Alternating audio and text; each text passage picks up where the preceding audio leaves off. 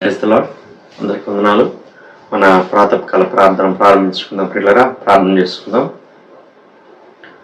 మహాగణుడా, మహోన్నతుడా, కృపాసత్య సంపూర్ణుడా, నీతిశూరుడా, న్యాయవంతుడా, యేసయ్యా, బలవంతుడా, మా గొప్ప దేవా, మీకే స్తుతులు స్తోత్రాలు వందనాలు ఆచరించుకుంటున్నాం. నాయన దేవా, ఈ మంచి సమయం కొరకు మీ స్తోత్రాలు ఆచరించుకుంటున్నాం. ఇదిగో మిమ్మల్ని స్తుతిస్తున్నాం, మిమ్మల్ని గణపరుస్తున్నాం, మిమ్మల్ని హెచ్చిస్తున్నాం. ఆయన ఇదిగో ప్రభా, సమయాన్ని మా కొరకు దీవించమని ప్రార్థన చేస్తున్నాం. మీకు వందనాలు.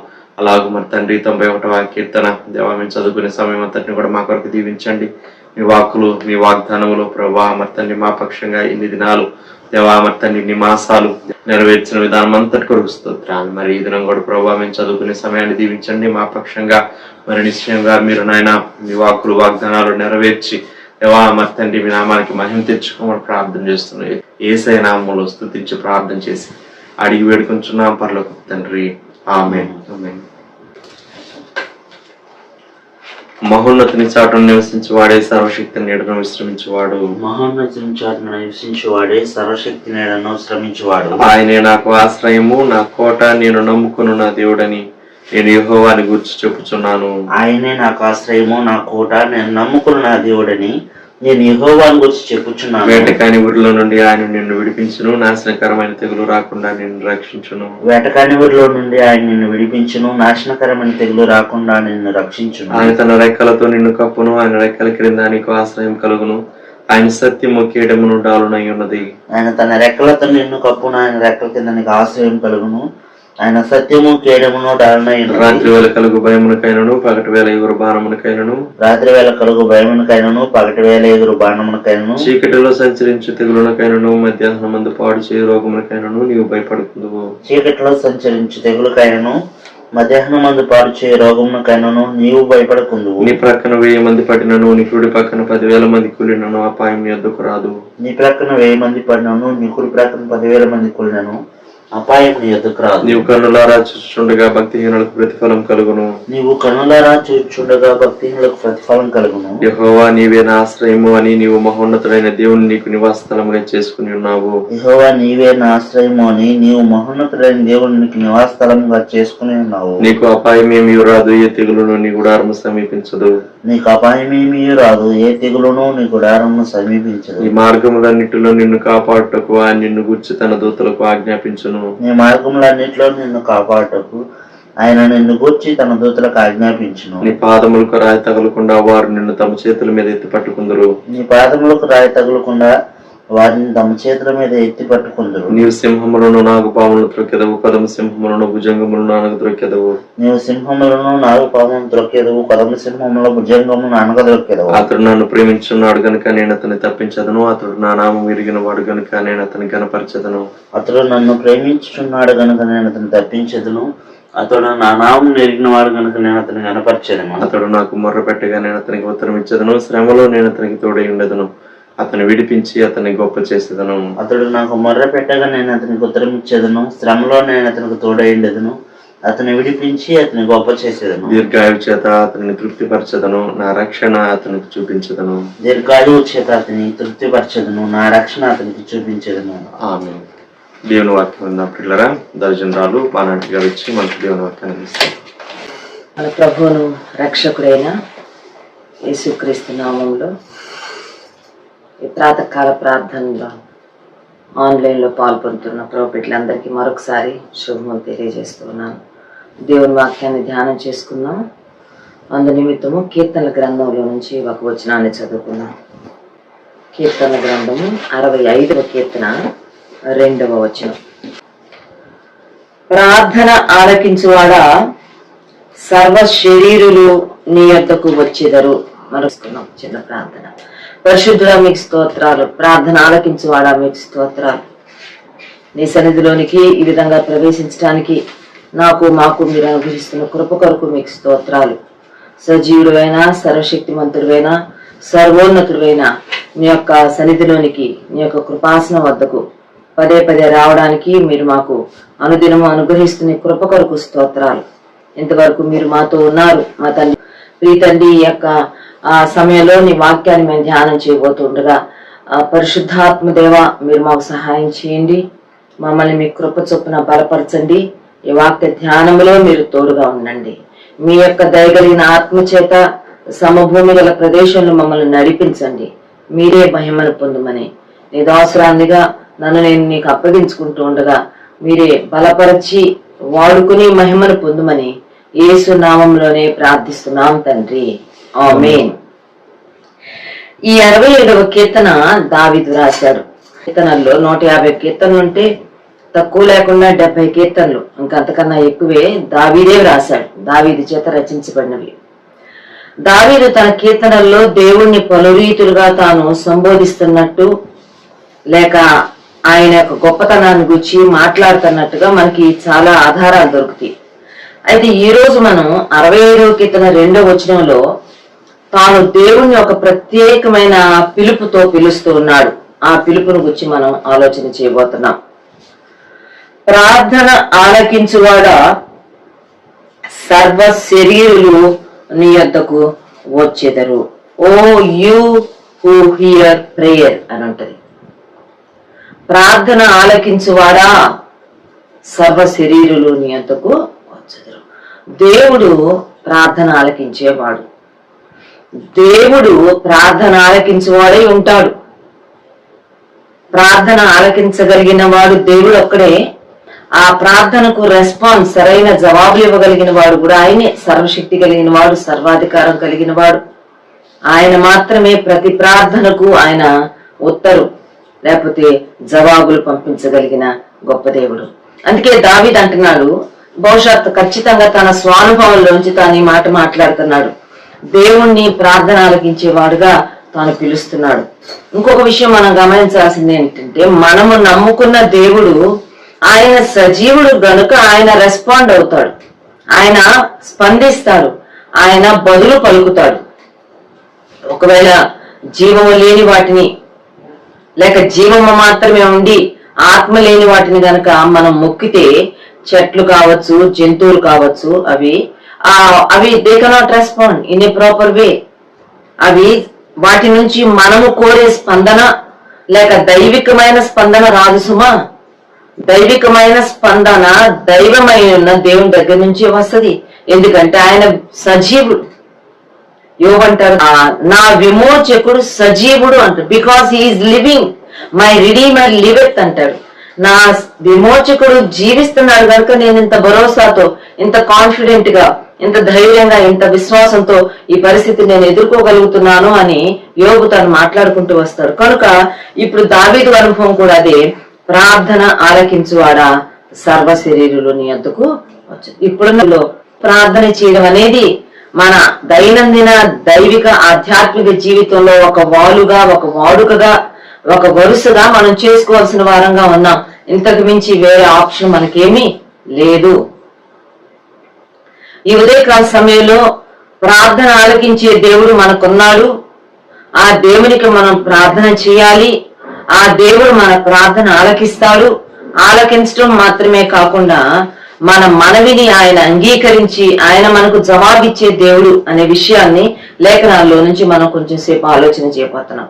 ప్రియమైన వారులారా, మనం నమ్ముకున్న దేవుడు సజీవులని జ్ఞాపకం పెట్టుకుందాం. ఆయన ప్రార్థన వినేవాడు. నీతిమంతుల ప్రార్థన ఆయన యొక్క చెవులలో చొచ్చును అని వ్రాయబడింది. కనుక ఆయన నీతిమంతుల ప్రార్థన వింటాడు, ఆలకిస్తాడు, వారికి జవాబిచ్చేవాడుగా ఉన్నాడు. ప్రార్థన చేద్దాం. ప్రార్థన చేయడానికి వాడుకు చేసుకుందాం. అన్ని వేళల్లో, అన్ని సమయాలలో పని చేసుకుంటున్నా లేక ప్రార్థనకి సమయాన్ని కేటాయించగలిగిన, ప్రార్థనకి సమయం కేటాయించలేకపోయినా, ఏ పనిలో ఉన్నా మన ఆత్మ మాత్రం దేవుని సన్నిధిలో మొరపెడుతూ రావాల్సి ఉంది. ప్రార్థన ఆలకించువాడా అనే అంశాన్ని గురించి ఆలోచన చేయబోతున్నాం. ప్రార్థన ఆలకించువాడా సర్వ శరీరులు నీ వద్దకు వచ్చేదరు. ప్రతి ఒక్కరూ దేవుని దగ్గరికి వస్తారు. ప్రతి ఒక్కరూ ఈ రోజు కాబట్టి రేపైనా మరొక రోజైనా జీవితాంతంలో ఏదో ఒక టైంలో ప్రతి వ్యక్తి దేవుని దగ్గరికి రావాల్సిందే, ఆయనకి మొరపెట్టాల్సిందే. For some reason or the other.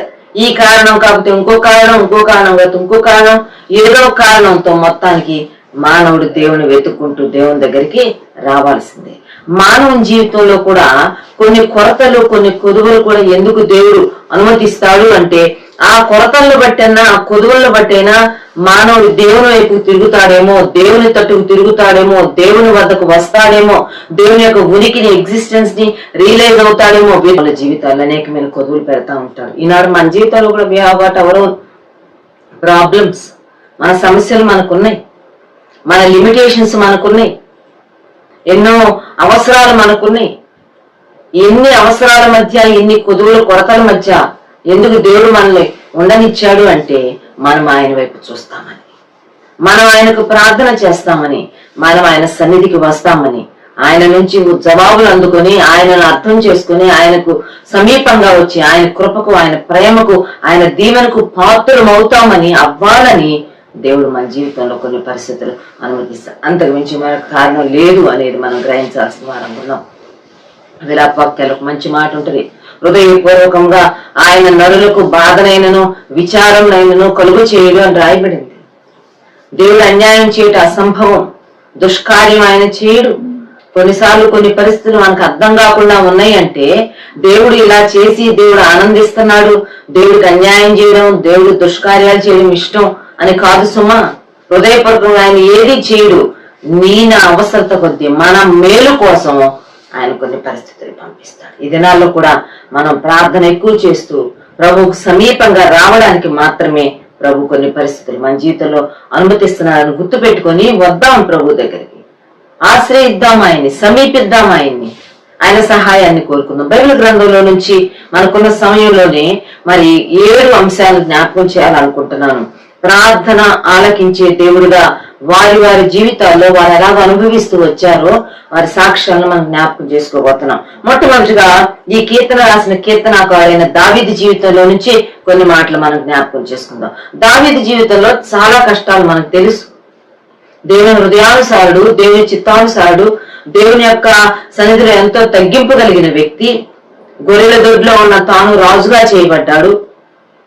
అయినా తన జీవితంలో కొన్ని పరిస్థితులు, కొన్ని క్లిష్ట పరిస్థితులు, కొన్ని కష్ట పరిస్థితులు వచ్చినప్పుడు తాను అందుకున్న ఆప్షన్ ఏంటి, తాను చేసిన ఆ అమలుపరిచిన విధానం ఏంటి, ఏ పద్ధతిలో తాను ముందుకు వెళ్ళాడు అని కనుక మనం ఆలోచన చేస్తే తాను ప్రార్థన చేయడానికి తాను కుదుర్చుకున్నాడు. అందుకేనేమో ఇంత ధైర్యంగా తాను రాయగలుగుతున్నాడు. ప్రార్థన ఆలకించువాడా, ఈ రోజు నేనే కాదు సర్వ శరీరులు నీ యొద్దకు వస్తారు, సర్వ శరీరులు నీ యొద్దకు రావాల్సింది. చూడండి 18వ కీర్తనలో దావీదు తన జీవితంలో చాలా అనుభవాలు గుండా వెళ్లి చాలా కష్ట పరిస్థితులు, శ్రమలు, శత్రువులు విపరీతంగా తను బాధ పెట్టినప్పుడు వారందరి చేతుల్లోంచి తాను తప్పించబడిన తరువాత తాను ఇస్తున్న ఒక సాక్ష్యం ఏంటంటే 18వ కీర్తన 6వ వచనం లేక 5, 6 కూడా చదువుతాను. పాతాళపు పాశములు నన్ను అరికట్టగను, మరణపు ఊరులు నన్ను ఆవరింపగను, నా శ్రమలో నేను యెహోవాకు మొరపెట్టి తిని, నా దేవునికి ప్రార్థన చేసి తిని, ఆయన తన ఆలయములో ఆలకించి నా ప్రార్థన అంగీకరించెను, నా మొర ఆయన సన్నిధిని చేరి ఆయన చెవుల చొచ్చెను. శత్రువులందరి చేతిలో నుండి, సౌలు చేతిలో నుండి యెహోవా అతన్ని తప్పించిన తర్వాత తాను రాసిన కీర్తనలో తాను ఇస్తున్న సాక్ష్యం ఏంటంటే భయంకరమైన కష్టాలు, పాతాళపు పాశములు, మరణపు ఉరులు నన్ను ఆవరించింది. పాతాళాన్ని, మరణాన్ని తాను చూచాడు. భూమి మీదే పాతాళం ఎలా ఉంటుందో చూచేశాడు. బ్రతుకున్నప్పుడే చావు అంటే ఎలా ఉంటుందో చూచేశాడు. రుచి చూచి తాను అంటున్నాడు, పాతాళపు పాశములు, మరణపు ఊరులు నన్ను ఆవరింపగా నేను ఏమి చేయలేని నిస్సహాయ పరిస్థితుల్లో నేను ఆయనకు మొరపెట్టాను. ఆయన నా ప్రార్థన ఆలకించాడు. నా ప్రార్థన తన సన్నిధికి చేరింది. ఆయన తన చెవులలోనికి నా ప్రార్థన చొచ్చింది. ఆయన నా ప్రార్థన అంగీకరించాడు అని చెప్పాడు. ప్రియమైన వార్లారా, ఉదయకాల సమయంలో జ్ఞాపకం పెట్టుకున్నాం. ఈ సమస్య పరిష్కారం ఏంటి, దీనికి పరిష్కారం ఏంటి, దీన్ని ఎలాగ నేను ఓవర్కమ్ చేయగలను, దీన్ని ఎలా నేను అధిగమించాలి, ఈ కష్టం ఎట్లా, ఈ ఇబ్బంది ఎట్లా అనుకుంటున్నామేమో. ప్రతి ఇబ్బందిని, ప్రతి కష్టాన్ని దాటడానికి దేవుడు నీకు నాకు ఒక చక్కని సొల్యూషన్, ఒక మంచి విధానం ఆయన మన కొరకు తయారు చేసి ఉంచారు, సిద్ధపరిచారు. భక్తుల జీవితాన్ని ధ్యానం చేస్తుంటే అది మనకు అర్థం అవుతుంది. జ్ఞాపకం పెట్టుకుందాం. ప్రార్థన అనే ఆయుధాన్ని మనం వాడుకోవడానికి తీర్మానించుకుందాం, నిర్ణయించుకుందాం, నిశ్చయించుకుందాం. దావీదు సాక్ష్యం ఏంటంటే నేను మొరపెట్టాను, ఆయన నా శ్రమలో నాకు ఉత్తరం ఇచ్చాడు. ఈ రోజు ఒకవేళ నువ్వు ఒక శ్రమలో ఉన్నావేమో, ఎవరికి చెప్పుకోలేని శ్రమలో ఉన్నావేమో, లేక అందరికి కనబడిపోతుందేమో నీ శ్రమ. అందరూ నిన్ను చూసి అయ్యో అంటున్నారేమో. బాధపడాల్సిన అవసరం లేదు. అందరికి కనబడే శ్రమలో నీవున్నా, ఎవరికి కనబడకుండా నీకు నీవే మానసికంగా ఎంతో శ్రమ గుండా వెళ్తున్నా గానీ జ్ఞాపకం పెట్టుకున్నాం, ఆ శ్రమలో మనం మొరపెట్టినప్పుడు దేవుడు ఖచ్చితంగా మనకు సహాయం చేసి దేవుడుగా ఉన్నాడు. 34వ కీర్తన కూడా దావీదు రాశాడు.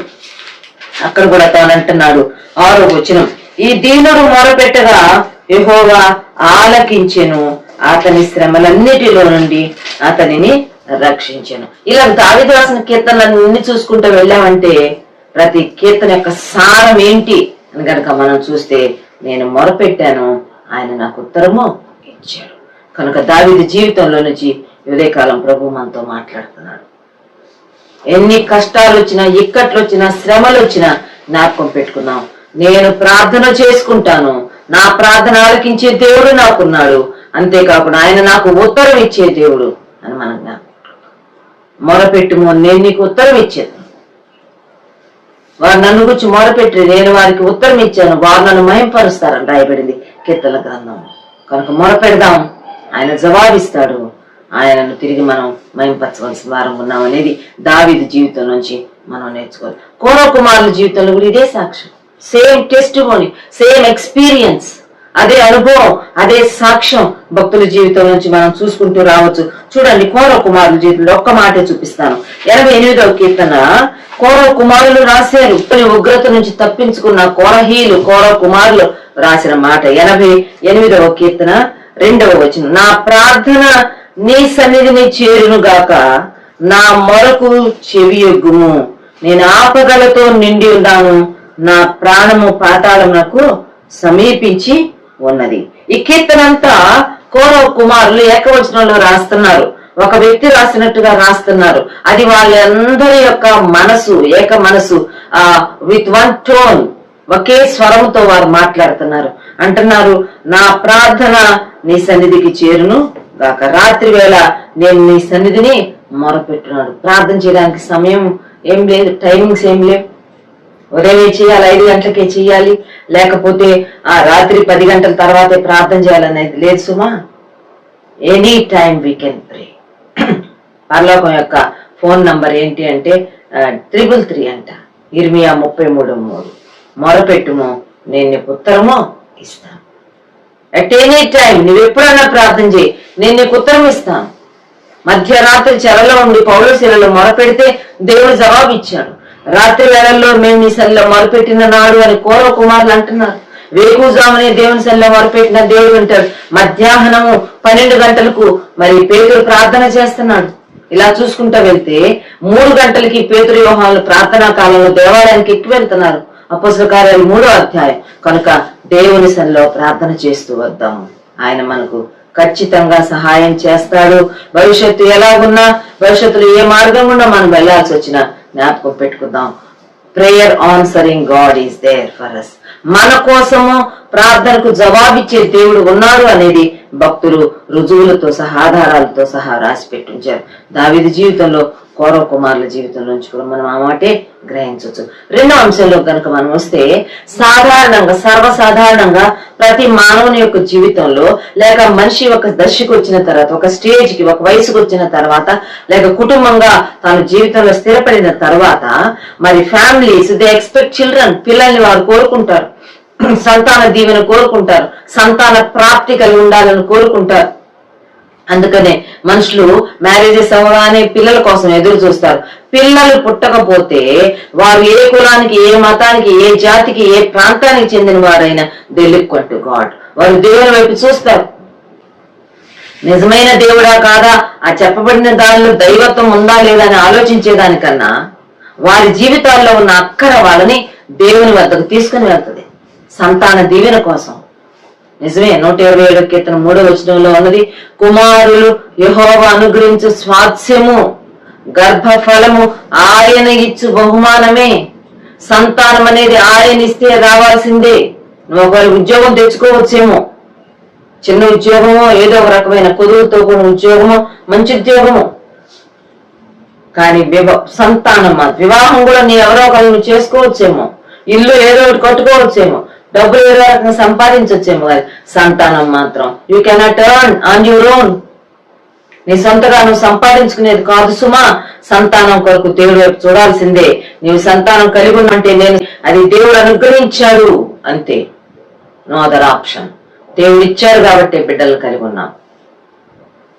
మనకి ఈ ఉదయకాలం జ్ఞాపకం పెట్టుకుందాం, సంతానం కొరకు దేవుని సన్నిధిలో ప్రార్థన చేస్తూ రావాలి.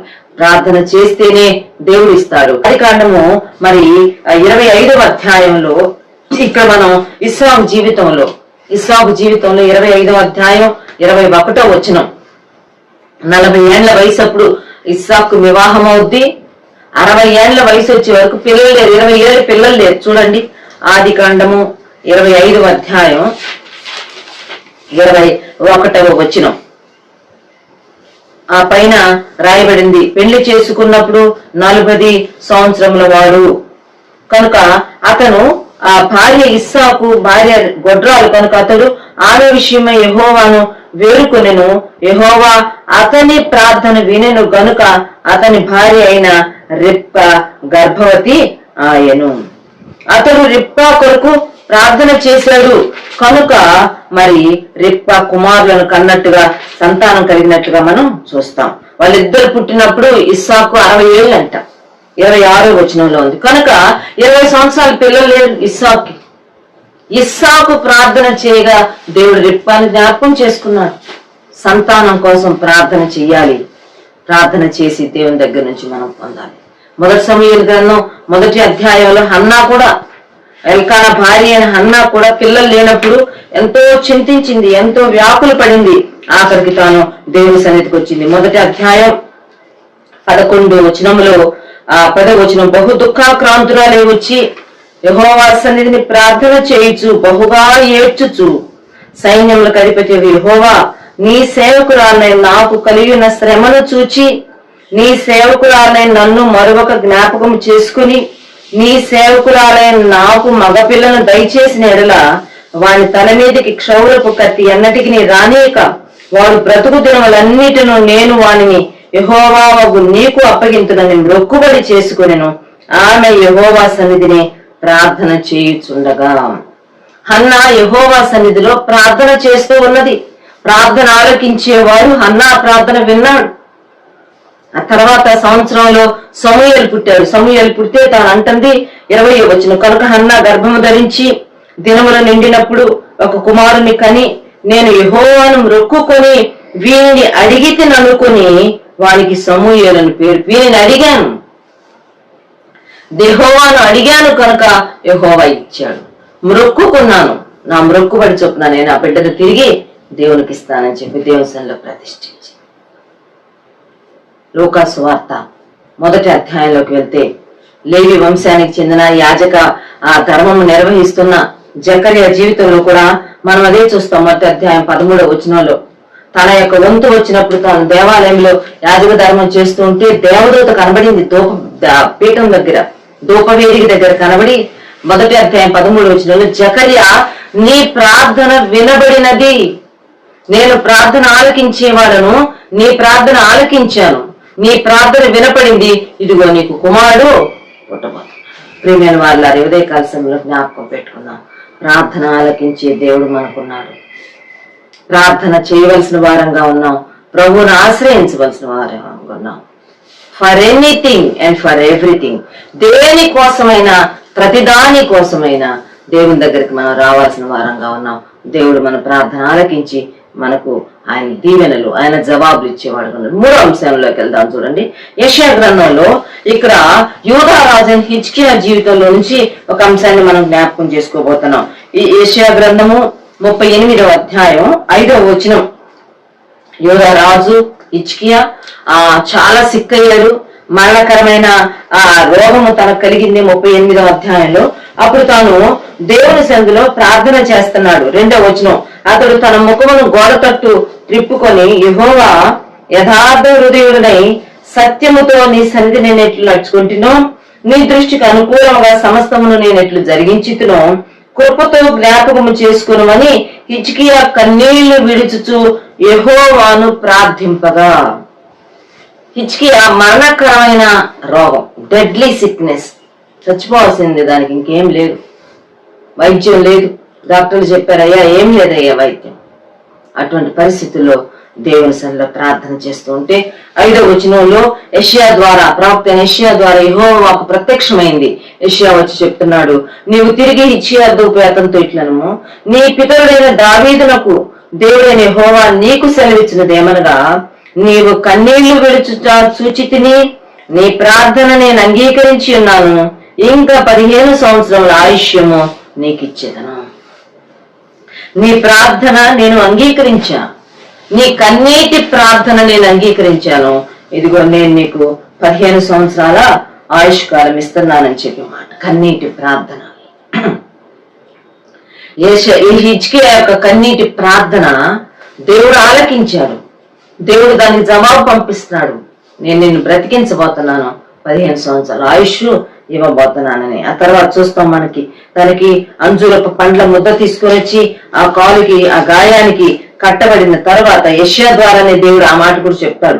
21వ వచనం అదే అధ్యాయంలో, మరి యెషయా అంజూరపు పండ్ల ముద్ద తీసుకుని ఆ పుండుకు కట్టవలను, అప్పుడు అతడు బాగుపడును. దేవుడు బాగు చేశాడు, దేవుడు బ్రతికించాడు, దేవుడే హిజ్కియా యొక్క ప్రాణాన్ని కాపాడాడు. ప్రియమైన వారులారా, దేవుడు మన ప్రాణాన్ని కాపాడుతాడు. దేవుడు మనల్ని కాపాడేవాడుగా ఉన్నాడు. 121వ కీర్తనలో ఉంటది, నిన్ను కాపాడువాడు కునుకడు నిద్రపోడు, యెహోవాయే నిన్ను కాపాడువాడు, ఆయన నీ ప్రాణమును కాపాడు. ఇప్పటి వరకు సజీవంగా ఉన్నామంటే, ప్రాణంతో ఉన్నామంటే, ఎన్నో పరిస్థితులు గుండా వచ్చి కూడా సజీవంగా ఉన్నామంటే దేవుడు కాపాడబట్టి కాదా? మన ప్రాణాలను కాపాడే దేవుడు. హిజ్కియా ప్రాణాన్ని దేవుడు కాపాడాడు. ఘోరమైన మరణకరమైన రోగం, చచ్చిపోవాల్సిన రోగం, సావు నుంచి దేవుడు దాటించాడు. ప్రియమైన వారులారా, జ్ఞాపకం పెట్టుకున్నాం, ప్రాణాపాయాల్లో సహా, ఉపద్రవాలలో సహా, ఆపదలలో, శ్రమలలో, భయాలలో కూడా మన ప్రభు మనకు సహాయం చేస్తాడు. ఆయన మనకు జవాబిచ్చే దేవుడు ఉన్నాడు. 34వ కీర్తనలో ఉంటది, వారికి కలిగిన ఆపదలలో, వారికి కలిగిన శ్రమలలో వారు నాకు మొరపెట్టగా నేను వారిని తప్పిస్తాను మన ప్రభు తప్పించే ప్రభు ఉన్నాడు. కరువులో నుండి మన ప్రాణాలను కాపాడే దేవుడు, మరణం నుండి మన ప్రాణాలను కాపాడే దేవుడు ఉన్నాడు. కనుక 3వ అంశం గుర్తుపెట్టుకుందాం. రానున్న దినాల్లో ఏ అనారోగ్యం వచ్చినా గుర్తుపెట్టుకుందాం, ప్రభా నువ్వున్నావు, మా ప్రాణాలను కాపాడే దేవుడు నువ్వున్నావు, మా ప్రాణాలు నీ చేతుల్లో ఉన్నాయి. We are safe in your arms. నీ యొక్క చేతుల్లో మేము ఉన్నాం, నీ అరచేతుల్లో మమ్మల్ని చెక్కుకొని ఉన్నాం. నిత్యము నీ ప్రాకారం నా ఎదుట ఉన్నామని ప్రభు చెప్తున్నాడు. కనుక ప్రభును మమ్మల్ని కాపాడే దేవుడివి, మమ్మల్ని మేము నీకు అప్పగించుకుంటున్నామని ఎనీ సిచ్యుయేషన్ ప్రభుకు మనం అప్పగించుకుందాం. ఇది 3వ అంశం. 4వ అంశంలోకి వద్దాం. చూడండి, 21వ అధ్యాయంలో మరి దావీదు ఇశ్రాయేలును పరిపాలన చేస్తున్నాడు. సౌలు రాజు చనిపోయాడు. ఆ తర్వాత రాజ్యము దావీదు యొక్క స్వాధీనంలోకి వచ్చింది. ఆ తర్వాత దేశంలోకి భయంకరమైన కరువు వచ్చేసేసింది. వర్షం అనేది లేదు, మంచు అనేది లేదు. అలాగా ఒక వారం, ఒక సీజన్ కాదు, 2 సీజన్లు, 3 సీజన్లు, 3 years అయిపోయింది, 3 సంవత్సరాలు అయిపోయింది. దావీదు కాలంలో 21వ అధ్యాయం 1వ వచనం, దావీదు కాలంలో 3 సంవత్సరములు విడువకుండా కరువు కలగక. 3 సంవత్సరాలు కరువే. 1 సంవత్సరం పోలే, ఈ సంవత్సరం వర్షాలు లేవు, నెక్స్ట్ ఇయర్ అంటే నెక్స్ట్ ఇయర్ కూడా లేవు, పోలే నెక్స్ట్ ఇయర్ వర్షాలు ఉంటే నెక్స్ట్ ఇయర్ కూడా వర్షాలు లేవు. 3 సంవత్సరాలు కరువు, భయంకరమైన కరువు. కరువుకు రీజన్స్ చాలా ఉన్నాయి. అదంతా మనం ఆలోచన చేయం. కానీ మనం ఆలోచన చేయబోతున్న విషయం ఏంటంటే, ఆ కరువులో దేశం మీదకి వర్షం రావాలని విజ్ఞాపనలు జరిగినాయి. దేవుడు ఆ విజ్ఞాపన ఆలకించి దేశం మీదకి వర్షాన్ని పంపించాడు. చూడండి, అదే అధ్యాయం 14వ వచనం, అందులో కూడా ఆఖరి మాట చదువుతా. రాజు ఈలాగు చేసిన తరువాత దేశము కొరకు చేయబడిన విజ్ఞాపనను దేవుడు అంగీకరించెను. దేశం మీద కరువు వచ్చింది, దేశం కొరకు విజ్ఞాపన జరిగింది. దేవుడు దేశము కొరకు చేయబడిన విజ్ఞాపనను అంగీకరించాడు. ప్రియమైన వారులారా, ఉదయకాల సమయంలో దేవుడు తన ప్రజలతో మాట్లాడుతున్నాడు. తన ప్రజలు దేశం కోసం ప్రార్థన చేయాలి. దినవృత్తాంతాల గ్రంథంలో అదే మాట ఉంటుంది. దేశంలో నేను స్వస్థపరుస్తాను. నా పేరు పెట్టబడిన నా జనులు ప్రార్థన చేస్తే, చెడు మార్గాలు విడిచిపెడితే, తమను తాము తగ్గించుకుంటే, నా సన్నిధిలో మొరపెడితే, వారిని బట్టి నేను దేశాన్ని స్వస్థపరుస్తాను, దేశాన్ని బాగు చేస్తాను, దేశం మీద ఉన్న కరువును తీసేస్తాను, దేశం మీద ఉన్న క్షామాన్ని కొట్టివేస్తాను, వర్షాలు లేకపోతే వర్షాలు పంపిస్తాను. భయంకరమైన కరువు దినాలలో దేవుడు జ్ఞాపకం చేసుకున్నాడు. దేవుడు ఆ దేశం కొరకు చేయబడిన విజ్ఞాపన అంగీకరించాడు. కారణం ఏంటంటే విజ్ఞాపన చేసే విజ్ఞాపన కర్తలు ఉన్నారు. ప్రియమైన వారులారా, దేవుడు నిన్ను నన్ను విజ్ఞాపన కర్తలు, ఆయన పరమ విజ్ఞాపన కర్త. ఆయనతో పాటు చేయి వేయడానికి, ఆయనతో కలిసి విజ్ఞాపన చేయడానికి ఈరోజు నిన్ను ఆయన ఏర్పాటు చేసుకున్నాడు. We need to pray for the country. దేశం కోసం మనం ప్రార్థన చేయాలి. ప్రపంచ దేశాల కోసం ప్రార్థన చేయాలి. మన దేశం కోసం ప్రార్థన ఖచ్చితంగా చేయాలి. ఈ అధ్యాయం కనుక మీరు చదివితే తర్వాత ఒక్క స్త్రీ, సౌలు యొక్క ఉపపత్ని అయిన రిస్పా ప్రార్థన చేస్తుంది. ఒక రకంగా అది ఉపవాస ప్రార్థన అని చెప్పొచ్చు, కన్నీటి ప్రార్థన అని చెప్పొచ్చు, ఏకాంత ప్రార్థన అని చెప్పొచ్చు. ఒంటరిగా సుదీర్ఘమైన ప్రార్థన, నాట్ లెస్ దెన్ 6 months, 6 మాసాలు ప్రార్థన చేసింది. కొండల మీద ప్రార్థన చేసింది. గోనె పట్ట వేసుకొని కూర్చొని ప్రార్థన చేస్తుంది. వర్షం వచ్చేదాకా ప్రార్థన చేస్తుంది. ఈ కాలం నుంచి ఈ కాలం వరకు అని రాయబడింది అక్కడ 10వ వచనంలో. అయ్యా కుమార్తె రిస్పా గోనె పట్ట తీసుకొని కొండ పైన పరచుకొని కోతకాలారంభము మొదలుకొని ఆకాశము నుండి వర్షము ఆ కళేబరముల మీద కురియు వరకు, కోతకాలమున ఎవరి కోత ఆరంభమందు మొదలుపెట్టింది, తను అప్పటి నుంచి వర్షాలు పడే వరకు ప్రార్థన చేసింది. దీన్ని చరిత్రకారులు లెక్కలు చూచి కనీసం 6 నెలలు ప్రార్థన చేసింది. బాగా ఒంటరిగా ప్రార్థన చేసింది. చాలాసార్లు మనం ఎవరైనా తోడుంటే బాగుండు, మంచిదే, తోడుంటే మంచిదే, ఇద్దరు కలిసి ప్రార్థన చేయడం మంచిది. ఇద్దరు ఏకీవించి నా నామంలో ఏ జరిగినది నా తండ్రి వల్ల దొరుకును. మోర్ దెన్ 1, మనకు ఒక్కళ్ళు తోడైతే చాలు. అక్కడ ఫ్యామిలీ కాన్సెప్ట్ కనబడుతుంది. భార్యాభర్తలు కలిసి ప్రార్థన చేస్తే చాలు. 10 మంది లేకపోయినా పర్వాలేదు, సంఘ విజ్ఞాపన ఇంకా మంచిది. రెస్పా అయితే ఒక్కటే ప్రార్థన చేస్తాను. తన ప్రేయర్స్ ను సపోర్ట్ చేస్తున్న వాళ్ళు ఎవరు లేరు. తనతో పాటు వచ్చి ఆ కొండల మీద గోనె పట్ట వేసుకుని, మేము కూడా గోనె పట్ట తెచ్చుకుంటాం, మేము కూడా నీతో పాటు ఈ కొండల మీదే కూర్చుంటాం, మేము కూడా దేశంలో ఉన్న కరువు తీరేదాకా ప్రార్థన చేస్తాం. ఎవ్వరు వచ్చి రిస్పాతో చేతులు కలిపినట్టు, రిస్పాను అకంపెనీ అయినట్టు, రిస్పాను సపోర్ట్ చేసినట్టు, రిస్పా పక్కన ఉన్నట్టు లేవు ఆధారాలు. She was alone, weeping, fasting and praying on the mountains. కొండల మీద గోనె పట్టేసుకొని కూర్చొని ప్రార్థన చేస్తుంది. దేశము కొరకు చేయబడే విజ్ఞాపన దేవుడు అంగీకరించాడు. దేశం కొరకు ప్రార్థనలు చేయాలి. దేశం కొరకు, ప్రపంచ దేశాల కొరకు ప్రార్థనలు చేయాలి. షారోను సంఘం చేస్తుంది ప్రార్థనలు. గొలుసు ప్రార్థనల్లో అంశాల్లో ఆ అంశాలు కూడా ఇవ్వబడ్డాయి. ప్రపంచ దేశాల కొరకు, 7 ఖండాల్లో ఉన్న దేశాల కొరకు, ముఖ్యంగా మనము నివసిస్తున్న మనకు, మరి మనం జన్మించిన ఈ భారతదేశం కొరకు ప్రార్థనలు జరుగుతున్నాయి.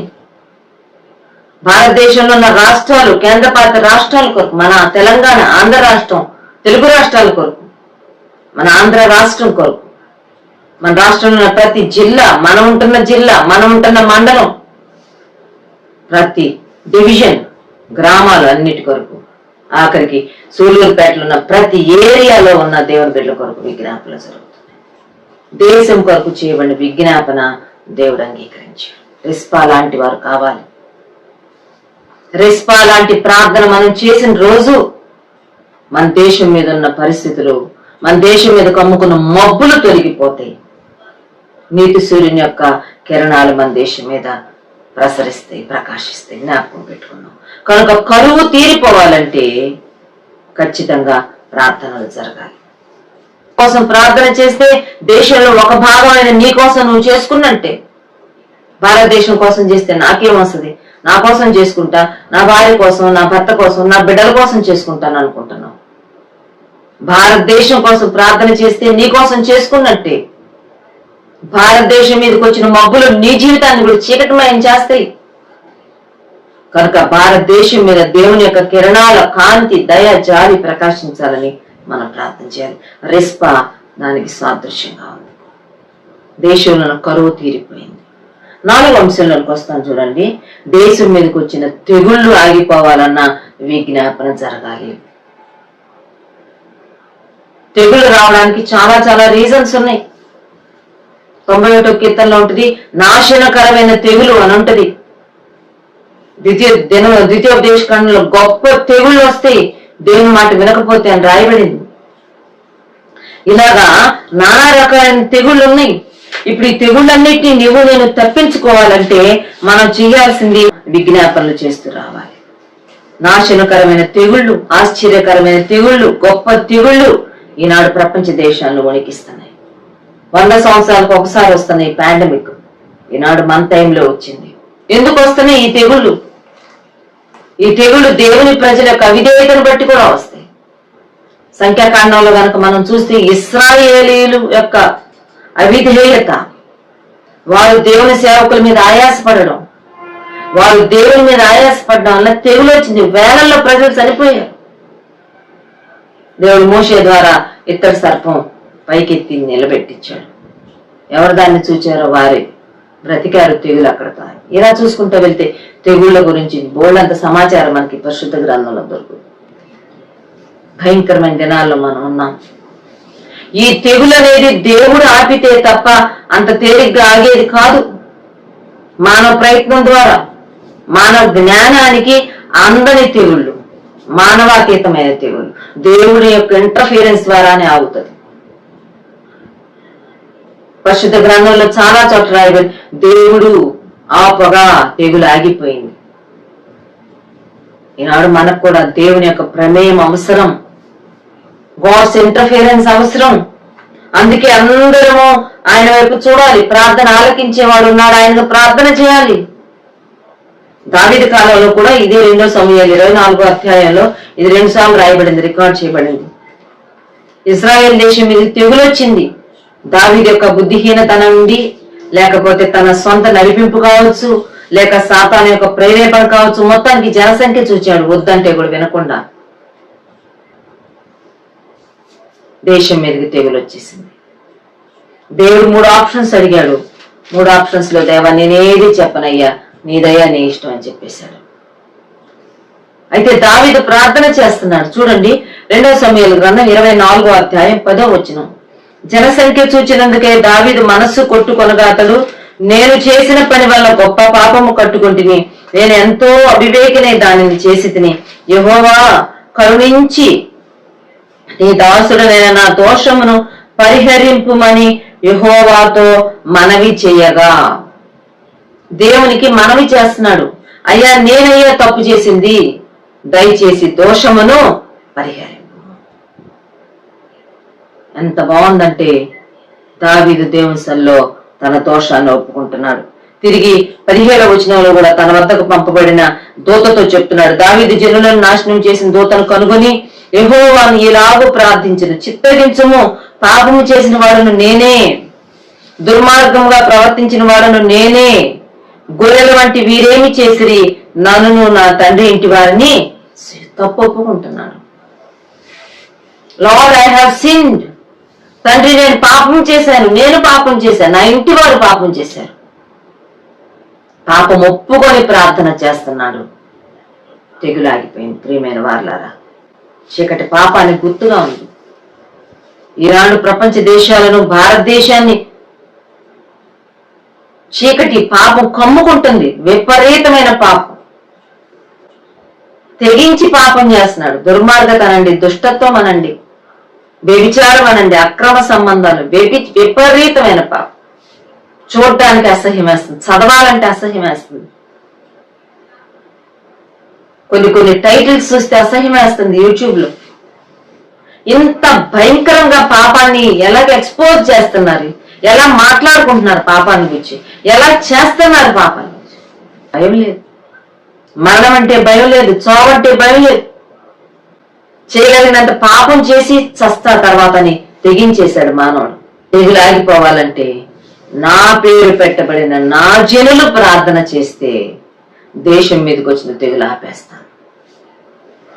దేశం యొక్క పాపాలను మనం ఒప్పుకుందాం, మన ప్రాంతంలో ఉన్న ప్రజల యొక్క పాపాలని మనం ఒప్పుకుందాం. వ్యభిచార పాపం, విగ్రహారాధన, దేవునికి ఇష్టము లేని పాపాలు, దేవుని హృదయాన్ని నొప్పించే పాపాలు, అవి ఎలా ఉన్నాయండి మన చుట్టూరా?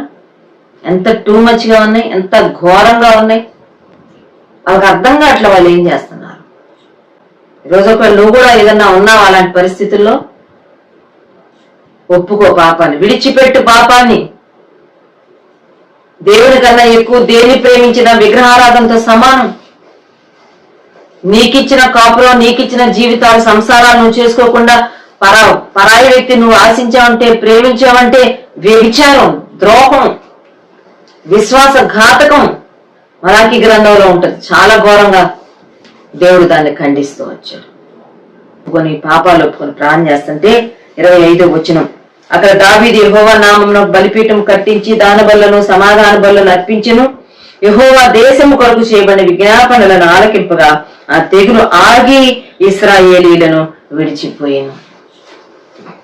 తెగులు ఆగి ఇశ్రాయేలును వదిలిపెట్టి వెళ్ళిపోవాలంటే దేశం కొరకు దావీదు చేసిన విజ్ఞాపన.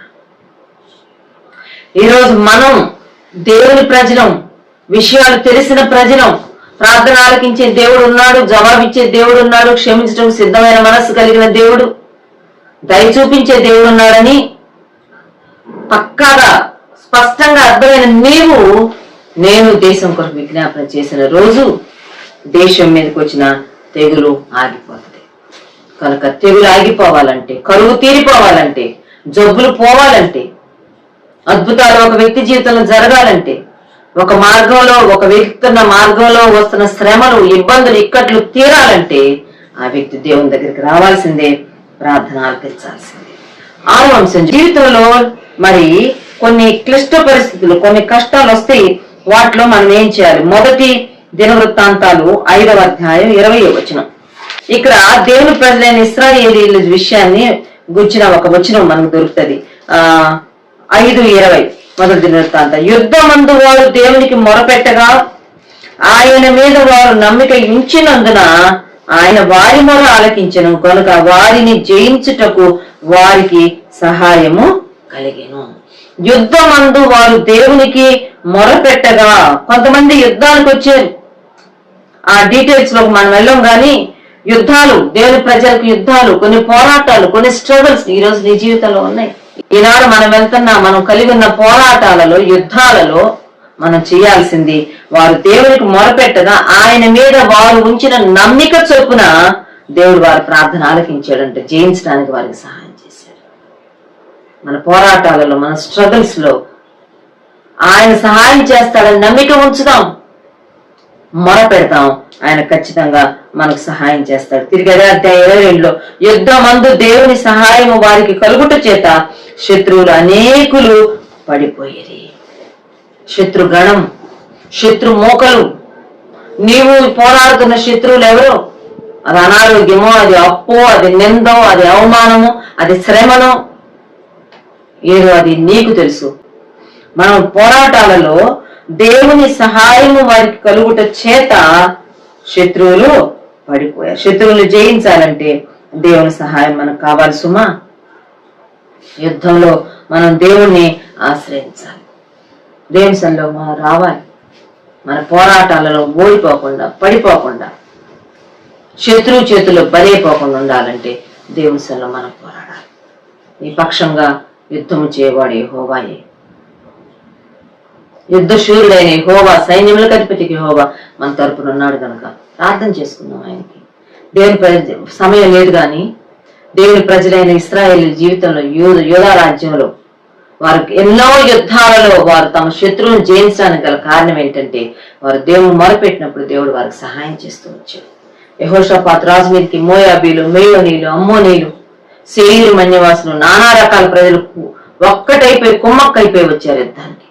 ఉపవాస దినం ప్రకటించాడంట. అందరు సంఘంగా కూడా ప్రార్థన చేస్తున్నారు. అయ్యా, ఇది మా వల్ల కాదు, మా శక్తి చాలదు, మేము శత్రువుని జయించలేమయ్యా అని ప్రార్థన చేసినప్పుడు దేవుడే వారి పక్షంగా యుద్ధం చేసి వారికి విజయం ఇచ్చినట్టుగా మనం చూస్తాం. దేవుడి తాంతాలు 20వ అధ్యాయం. కనుక ఉదయకాలం జ్ఞాపకం పెట్టుకుని నీ యుద్ధంలో, నీ పోరాటంలో, నీ స్ట్రగుల్లో దేవుడికి ప్రార్థన చేయి. దేవుడు ఖచ్చితంగా మనకు సహాయం చేస్తాడు. ఆఖరి అంశం 7వ అంశం చెప్పి నేను ముగిస్తాను. చూడండి, అపోస్తల కార్యాలు 10వ అధ్యాయం. అపోస్తల కార్యాలు 10వ అధ్యాయంలో ఒక అన్యుడైన శతాధిపతిని గురించి రాయబడింది. కైసరియా ప్రాంతంలో ఉన్న ఒక శతాధిపతి, ఒక సెంచూరియన్, ఇటలీ పటాలం అనబడిన పటాలములో శతాధిపతి అయిన కొర్నేలి అను భక్తిపరుడు ఒకడు కైసరేలో ఉండెను. కైసరియా ప్రాంతాల్లో ఒక సెంచూరియన్ కొర్నేలి అని అతను ఉన్నాడు, ఒక అన్యుడు. But he was praying, he was a man of prayer. ప్రార్థన చేస్తున్నాడు, ప్రార్థన వీరుడు. చాలా ఆశ్చర్యకరమైన విషయం అక్కడ రాయబడింది. 2వ వచనం, అతడు తన ఇంటి వారందరితో కూడా దేవుని యందు భయభక్తులు కలవాడి ఉండి ప్రజలకు బహుధర్మము చేయొచ్చు, ఎల్లప్పుడూ దేవునికి ప్రార్థన చేయవాడు. He use to pray all the time. ఏం పని పాట లేదా? రిటైర్ అయిపోయాడా? లేకపోతే విఆర్ఎస్ తీసేసుకున్నాడా? లేకపోతే ఏ కారణాన ఉద్యోగం పోగొట్టుకుని ఇంట్లో ఉన్నాడంటే కాదు, కాదు. అప్పుడు తాను ఉద్యోగంలో ఉన్నాడు. He was working for Roman government. రోమా ప్రభుత్వం కోసం పనిచేస్తున్నాడు. తాను ఒక శతాధిపతిగా కైసరే ప్రాంతంలో తాను నియమించబడ్డాడు. దేవుని సన్నిధిలో ఎల్లప్పుడూ ప్రార్థన చేస్తున్నాడు. దేవుని దూత వచ్చి ఒకరోజు మధ్యాహ్నం 3 గంటలకు ప్రార్థన చేసుకుంటుంటే దేవుని దూత వచ్చి కనబడి మాట్లాడుతాను. 4వ వచనం, అతడు దూత వైపు తేరి చూచి భయపడి ప్రభా ఏమని అడిగాను. అందుకు దూత, నీ ప్రార్థనలను నీ ధర్మ కార్యములను దేవుని సన్నిధికి జ్ఞాపకార్థముగా చేరినవి. నీ ప్రార్థనలు దేవుని సన్నిధికి చేరినవి. ఎందుకంటే ఆయన సజీవుడు, ఆయన చేర్చుకున్నాడు నీ ప్రార్థనలు. ఆయన నీ ప్రార్థనలకు ఇదిగో జవాబు పంపించాడు. ఏంటి? 2 పంపించు. ప్రక్కనే ఒప్పేలో పేతురున్నాడు, అపోస్తుడైన పేతురు. అతన్ని పిలిపించుకో, అతడు నీకు సువార్త చెప్తాడు. ఇదంతా చదివితే, ఈ వృత్తాంతం అంతా, ఈ అధ్యాయం అంతా చదివితే మనకు అర్థమయ్యే విషయం ఏంటంటే, కొర్నేలి దేనికోసం ప్రార్థన చేస్తూ వచ్చాడు. కొర్నేలి ప్రార్థన దేవుడు ఎందుకు అంగీకరించాడంటే, he was a heathen person. ఒక అన్యుడు క్రీస్తుని గురించి కొంచెం కొంచెం వింటూ ఉన్నాడు. క్రీస్తుని గురించి మరెక్కువ తెలుసుకోవాలనుకుంటున్నాడు. క్రీస్తు వచ్చిన ఉద్దేశాన్ని తెలుసుకోవాలనుకుంటున్నాడు. క్రీస్తులో ఉన్న దేవుని యొక్క పరాకాష్ట సంపూర్ణత ఏంటో తాను అందుకోవాలనుకున్నాడు. ప్రార్థన చేస్తుంటే దేవుని దూత కొర్నేలితో మాట్లాడాడు. దేవుని దూత పేతురుతో మాట్లాడాడు. పేతురు ఆ ఇంటికి వస్తే కొర్నేలి ఒక్కడే కాదు, తన బంధువులందరినీ, తన ఫ్రెండ్స్, ఫ్యామిలీ ఫ్రెండ్స్ ని అందరినీ గ్యాదర్ చేసి, బేబీ చాలా పెద్ద ఇల్లు అయి ఉంటుంది, ఎందుకంటే ఒక మంచి పొజిషన్ లో ఉన్నాడు. ఇల్లంతా నిండిపోయింది. ఒకవేళ చాలకపోతే అంత చుట్టూరా ఎక్స్ట్రా అరేంజ్మెంట్స్ చేశాడేమో తెలియదు మనకి. ఇల్లంతా మనుషులతో నిండిపోయి ఉన్నది.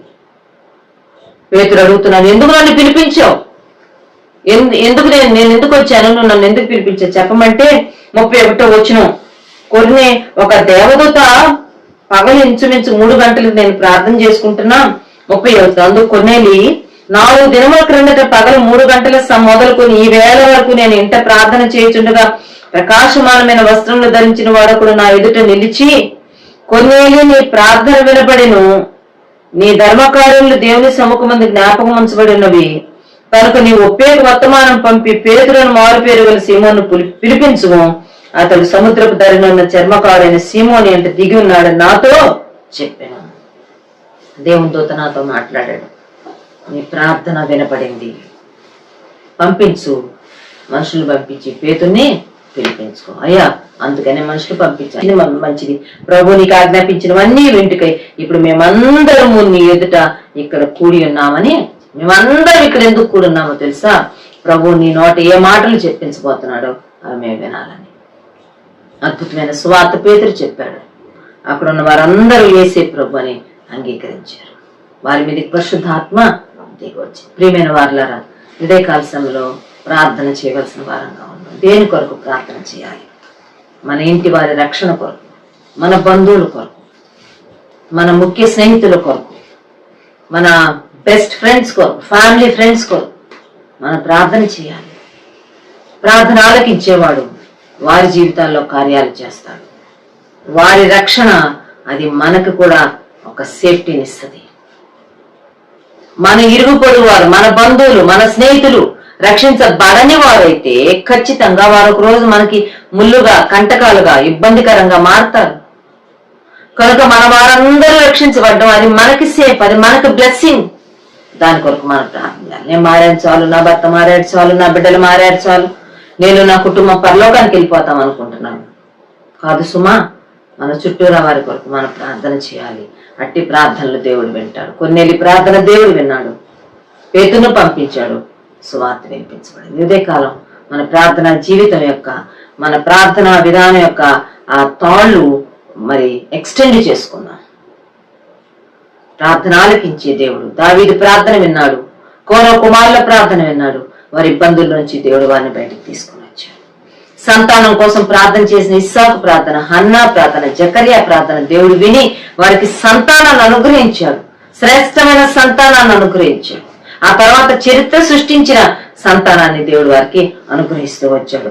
ఆరోగ్యం కోసం ప్రార్థన చేశాడు హిజ్కియా. 15 సంవత్సరాల ఆయుష్కాలం, చచ్చిపోవాల్సిన హిజ్కియా మరొక 15 ఏళ్లతోనూ బ్రతికినట్టుగా మనం చూస్తాం. కరువులో ప్రార్థన చేసింది అయ్యా కుమార్తె రిస్పా. కొండల మీద వెళ్ళి గోలు పట్ట కట్టుకొని వేసుకొని, దేశంలో ఉన్న కరువు తీరిపోయింది, దేశంలోనికి వర్షం సమృద్ధిగా వచ్చింది. తెగుల కోసం ప్రార్థన చేశాడు దావీదు ప్రార్థన చేయగా తెగులు ఆగిపోయింది. తెగుల కోసం ప్రార్థన చేయాల్సిన వారంగా ఉన్నాను. కనుక ఈ రీతిగా యుద్ధాలలో, మన వ్యక్తిగత స్ట్రగుల్స్ లో ప్రార్థన చేద్దాం. దేవుడు మనకు విడుదలిస్తాడు. ఆఖరిగా ఇతరుల రక్షణ కోసం, మన ఇంటి వారి రక్షణ కోసం, ఇంకా మార్పు చెందని మన కుటుంబీకుల కోసం ప్రార్థన చేద్దాం. అట్టి ప్రార్థనలు ప్రభువు ఆలకిస్తాడు, ఘనమైన నెరవేర్పులు ఇస్తాడు. కనుక ప్రార్థన అనే ఆయుధాన్ని ఏమాత్రం పక్కన పెట్టేయద్దు. ఎప్పుడు దాన్ని పదును పెట్టి చాలా కండిషన్ లో ఉంచుకుందాం. బడని ఒక ఆయుధం లాగా ఒక కర్మాగారంలో ఎక్కడో పడేసేయద్దు. కానీ ప్రార్థన అనే ఆయుధం ఎప్పుడు వెరీ షార్ప్, చాలా పదునుగా దేవుని బిడ్డల చేతుల్లో ఉండాలి. ఈ వెపన్ ఆఫ్ ప్రేయర్ వాడడం ద్వారా గొప్ప కార్యాలు మనం చూడొచ్చు. ప్రార్థన ద్వారా మాత్రమే పరిస్థితులను మనం we can change things. Prayer changes things. ప్రార్థన పరిస్థితులను మారుస్తుంది. ప్రార్థన ద్వారా ముందుకు సాగి వెళ్దాం, గొప్ప విజయాన్ని చూద్దాం. ప్రభు కృపలో ప్రభు మనందరికీ అనుగ్రహించును గాక. ఆమేన్. ప్రార్థన చేసుకుందాం. పరిశుద్ధుడా, ప్రేమగల దేవా, మీకు స్తోత్రాలు నాయనా. ఉదయకాల సమయంలో ప్రార్థన ఆలకించువాడు అనే ప్రార్థన అంశం ద్వారా మాతో మాట్లాడావు ప్రభా, నీకు స్తోత్రాలు. మా ప్రార్థన జీవితాలను మేము ఇంకా బలపరచుకోవడానికి మీరు మాకు తెలియజేస్తూ వస్తున్నారు, మాతో మాట్లాడుతున్నారు. మీకు స్తోత్రాలు. దావీదు ప్రార్థన, కోరవ కుమారుల ప్రార్థన, హన్నా, జకర్యా, ఇస్సాకు చేసిన ప్రార్థనలు మాకు జ్ఞాపకం. రిస్పా చేసిన ప్రార్థన, తెగుల్లో ఉన్న దేశాన్ని తప్పించడానికి దావీదు చేసిన ప్రార్థన, యుద్ధాల్లో ఇశ్రాయేలీయులు చేసిన ప్రార్థనలు, అయ్యా కొన్నేళ్ళు చేసిన ప్రార్థనకు మీరు ఎటువంటి ఘనమైన నెరవేర్పులు, జవాబులు పరలోకం నుంచి పంపించారు, మాతో మాట్లాడుతూ వచ్చారు ప్రభా. మేము కూడా ప్రార్థించే వారంగా ఉండడానికి ప్రార్థన అనే ఆయుధాన్ని ఎప్పుడూ చేత పట్టుకొని ఒక పొదునైన వెపన్ గా దాన్ని షార్ప్ చేసి పెట్టుకోవడానికి, ప్రార్థనతో ప్రతి దానిని తిప్పికొడుతూ అధిగమిస్తూ జయోత్సవంతో ముందుకు సాగి వెళ్ళడానికి నన్ను మమ్మలను సిద్ధపరచమని, సంఘాన్ని దీవించండి, సంఘ బిడ్డలను ఆశీర్వదించండి. సార్వత్రిక క్రైస్తవ సంఘానికి రానున్న దినాల్లో నీ యొక్క తండ్రి నాయన అసాధారణమైన మానవాతీతమైన ప్రొటెక్షన్ మీరు అనుగ్రహించి మీ నామాన్ని మీరు మహింపరచుకోమని యేసుక్రీస్తు నామంలోనే ప్రార్థిస్తున్నాము తండ్రి. ఆమేన్. మన ప్రభువైన యేసుక్రీస్తు వారి కృప, దేవుని ప్రేమ, పరిశుద్ధాత్మని అన్యోన్య సహవాసం సదాకాలం సంఘమునకు తోడై ఉండును గాక. ఆమేన్.